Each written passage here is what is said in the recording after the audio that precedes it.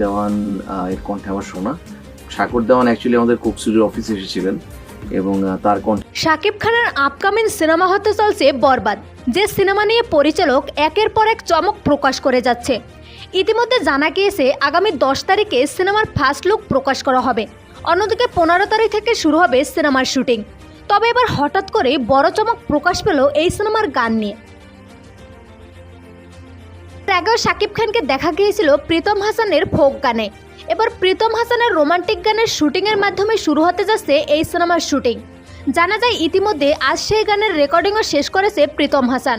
অন্যদিকে গান গাওয়া নিয়ে এই গায়ক বলেন, আমি গানের মানুষ, গান গাইতে সবসময় ভালো লাগে, তবে যদি হয় শাকিব ভাইয়ের জন্য তাহলে তো ভালো লাগারই কথা।